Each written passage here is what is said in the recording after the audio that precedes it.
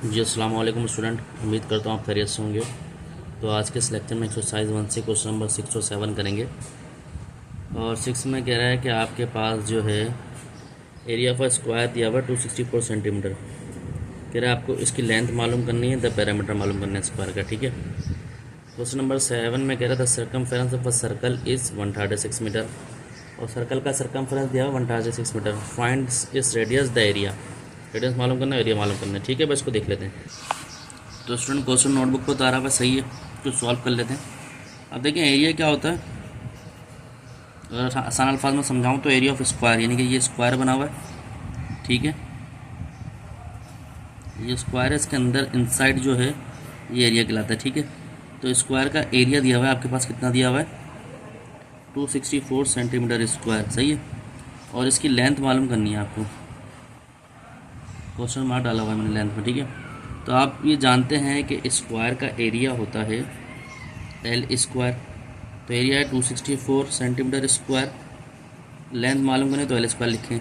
अब L square लिखा, दोनों पे अगर आप स्क्वायर रूट डालेंगे, सही है, तो ये 264, अगर मैं यहाँ दिखाऊँ $264, तो इसका एरिया आएगा 16.24। तो मैं लेंथ लिख देता हूँ 16.24 सेंटीमीटर, क्योंकि स्क्वायर से ये मीटर भी कैंसिल हो जाएगा, ये एल बचा, यानी कि एल आ गया 16.24 सेंटीमीटर।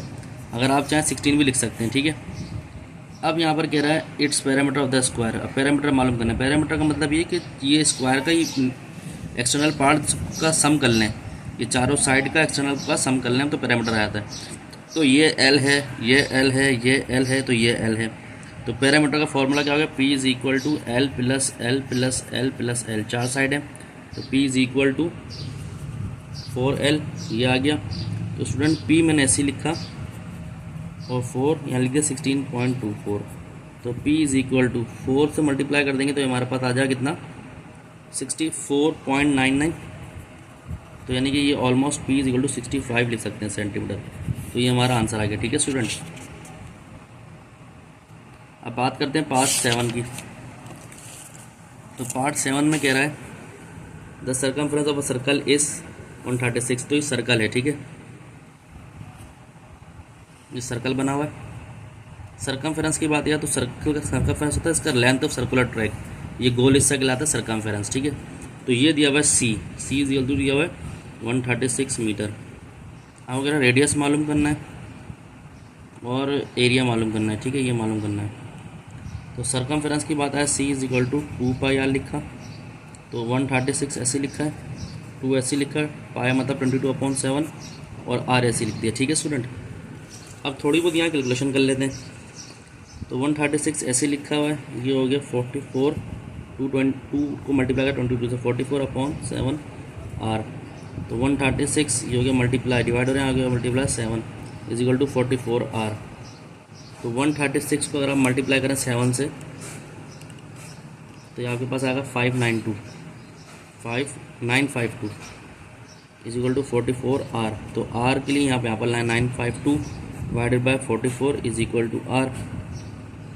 तो डिवाइड कर दें 44 से, तो मेरे पास कैलकुलेटर मौजूद है चुके, तो इसमें करा रहा हूँ, ये हो गया 21 आर आ गया 21.63 सेंटीमीटर। ये रेडियस आ गया। अब बात की जाए एरिया की, तो एरिया का फॉर्मूला पाई आर स्क्वायर। तो एरिया ऐसे लिखा, पाई के लिए 22/7, आर है 21 का स्क्वायर, 21 ले लेता हूँ, 63 को हटाता हूँ मैं। तो A is equal to 22/7 multiply 441।